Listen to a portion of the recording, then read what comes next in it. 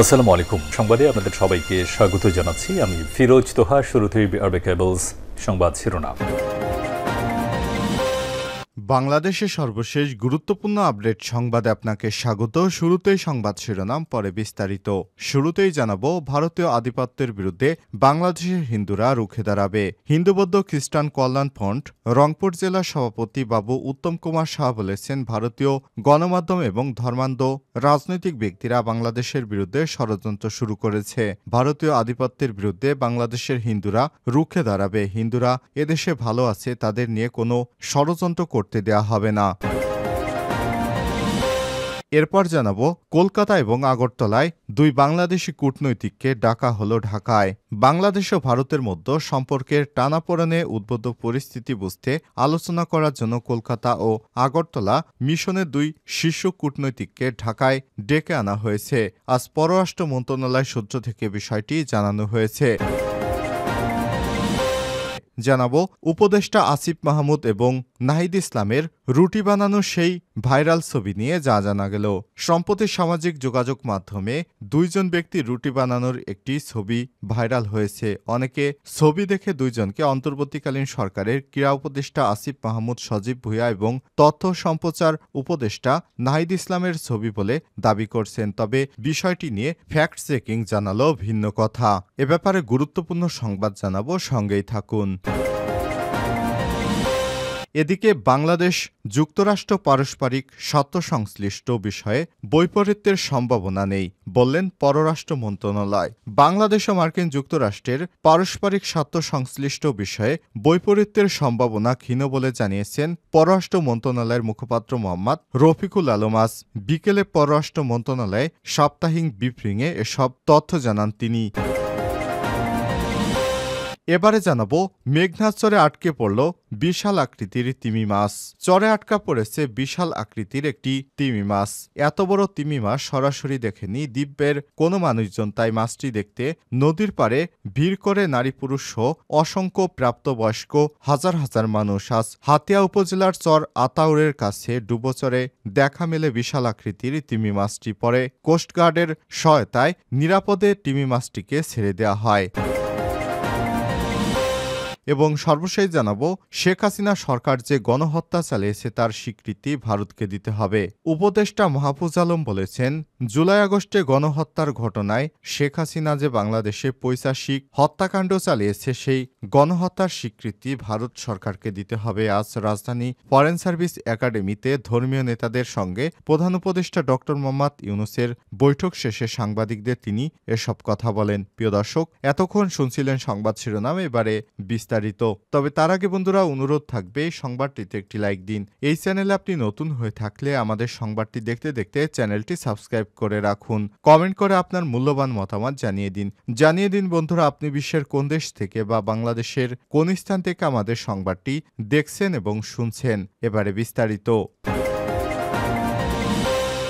ভারতীয়দের আধিপত্যের বিরুদ্ধে বাংলাদেশের হিন্দুরা রুখে দাঁড়াবে। হিন্দু বৌদ্ধ খ্রিস্টান কল্যাণ ফ্রন্টের রংপুর জেলা সভাপতি বাবু উত্তম কুমার শাহ বলেছেন, ভারতীয় গণমাধ্যম ও ধর্মান্ধ রাজনৈতিক ব্যক্তিরা বাংলাদেশের বিরুদ্ধে ষড়যন্ত্র শুরু করেছে। ভারতীয় আধিপত্যের বিরুদ্ধে বাংলাদেশের হিন্দুরা রুখে দাঁড়াবে। হিন্দুরা এদেশে ভালো আছে, তাদের নিয়ে কোনো ধরনের ষড়যন্ত্র করতে দেয়া হবে না ভারতকে। আজ বিকেলে রংপুর নগরীর গ্র্যান্ড হোটেল মোড়ে বাংলাদেশের বিরুদ্ধে ভারতীয় মিডিয়ার অপপ্রচার ও ভারতীয় উগ্রবাদে বাংলাদেশিদের সাম্প্রদায়িক সম্প্রীতি বিনষ্টর অপচেষ্টার প্রতিবাদে বিক্ষোভ মিছিল ও সমাবেশ করেছে হিন্দু বৌদ্ধ খ্রিস্টান কল্যাণ ফ্রন্ট। কর্মসূচিতে সংহতি জানিয়ে যোগ দেয় বিএনপি এবং দলের নেতারা। মিছিল পূর্ব সমাবেশে হিন্দু বৌদ্ধ খ্রিস্টান কল্যাণ ফ্রন্টের নেতারা বলেন, বাংলাদেশের বিরুদ্ধে গভীর ষড়যন্ত্রে মেতে উঠেছে ভারত। বাংলাদেশের মিডিয়াগুলো দিনের পর দিন ধরে সত্য সংবাদ প্রচার করলেও ভারতীয় মিডিয়াগুলো অপপ্রচার চালিয়ে যাচ্ছে। কিন্তু বাংলাদেশের হিন্দুরা অন্য যে কোনো দেশের চেয়ে এখানে নিরাপদে আছে। হাসিনা সরকারের পতনের পর ভারত সরকারের মাথা খারাপ হয়ে গেছে। তবে ভারতীয় আধিপত্যের বিরুদ্ধে এবং এদেশে হিন্দুরা রুখে দাঁড়াবে বলেও হুঁশিয়ারি দেন তারা বলেন, দেশ থেকে থেকে বিতাড়িত হওয়ার পর শেখ হাসিনা ভারতে গিয়ে ষড়যন্ত্র শুরু করেছে। তারা ষড়যন্ত্রের সঙ্গী হয়ে ভারত সরকার তা বাস্তবায়ন করছে। সব ষড়যন্ত্র দিয়ে এদেশের মানুষের সাম্প্রদায়িক সম্প্রীতি বিনষ্ট করা যাবে না। ত্রিপুরায় আগরতলায় বাংলাদেশি সহকারী হাইকমিশনে যেভাবে হামলা করা হয়েছে তাতে তারা বাংলাদেশকে সতর্ক করতে চেয়েছে যেন তাদের গোলামি করা হয় এবং কিন্তু দেশের মানুষ দিল্লির গোলামি আর সহ্য করবে না। সমাবেশে বক্তব্য দেন হিন্দু বৌদ্ধ খ্রিস্টান কল্যাণ ফ্রন্টের সহসভাপতি নিরঞ্জন রায়, সাধারণ সম্পাদক বিপ্লব রায়, সাংগঠনিক সম্পাদক তপন কুমার সরকার, সদস্য ডাক্তার নারায়ণ শো, অন্তত ৮ উপজেলা নেতারা। কলকাতা এবং আগরতলার ২ কূটনৈতিককে ডাকা হলো ঢাকায়। বাংলাদেশ ও ভারতের মধ্যে সম্পর্কের টানাপোড়েনের মধ্যে উদ্ভূত পরিস্থিতিতে এবার আলোচনা করার জন্য কলকাতা ও ভারতের আগরতলার ২ মিশনের ২ শীর্ষ কূটনৈতিককে ঢাকায় ডেকে আনা হয়েছে। পররাষ্ট্র মন্ত্রণালয় সূত্র এবং কলকাতায় বাংলাদেশ ডেপুটি হাইকমিশন সূত্র থেকে জানা যায়, কলকাতায় বাংলাদেশ ডেপুটি হাইকমিশনের acting deputy high commissioner Mohammad Ashraful Sikder ও আগরতলায় assistant high commissioner assistant commissioner Arif মোহাম্মদকে ঢাকায় ডেকে পাঠিয়েছে পররাষ্ট্র মন্ত্রণালয়। কলকাতায় বাংলাদেশি মিশন সূত্র থেকে জানা যায়, বৃহস্পতিবার ৫ই ডিসেম্বর ঢাকায় চলে গেছেন আশরাফুল শিকদার। যদিও এই বিষয়ে অফিসিয়ালি কেউ কোনো বিবৃতি দেয়নি। আর পররাষ্ট্র মন্ত্রণালয়ের সূত্র থেকে জানা গেছে, আরিফ মোহাম্মদও আগামীকাল শুক্রবার ৬ ডিসেম্বর ঢাকায় আসবেন। গত ৫ই আগস্ট ছাত্র জনতার অভ্যুত্থানে শেখ হাসিনা সরকারের পতনের পর দেশে কিছু রাজনৈতিক সহিংসতার ঘটনা ঘটে। সব ঘটনাকে অতিরঞ্জিত করে প্রচার করে ভারতীয় কয়েকটি গণমাধ্যম। রাষ্ট্রদ্রোহ মামলায় সাবেক ইসকন নেতা চিন্ময় কৃষ্ণ দাস গ্রেপ্তার হওয়ার পর ভারতীয় গণমাধ্যমের মিথ্যা প্রচারণা আরও বেড়ে যায়। এতে বাংলাদেশের বিরুদ্ধে ক্ষুব্ধ হয় দেশের হিন্দুত্ববাদী এবং বিভিন্ন সংগঠনের উগ্রপন্থীরা। সেখানের বিভিন্ন স্থানে বাংলাদেশিদের বিরুদ্ধে বিক্ষোভ শুরু হয় এবং আগরতলায় বাংলাদেশের হাইকমিশনে হামলা করে ভারতীয় হিন্দুত্ববাদীরা। এ সময় বাংলাদেশের লাল সবুজের পতাকা তারা পায়ে মারিয়ে এবং বাংলাদেশের হাইকমিশনের মূল্যবান আসবাবপত্র ভাঙচুর চালায় হিন্দুত্ববাদী কঠোরপন্থীরা। এ অবস্থায় বাংলাদেশ থেকে তীব্র প্রতিবাদ জানানো হয়েছে, কারণ ইন্ডিয়া অলরেডি জেনেভা কনভেনশন বাংলাদেশের চুক্তিকে লঙ্ঘন করেছে।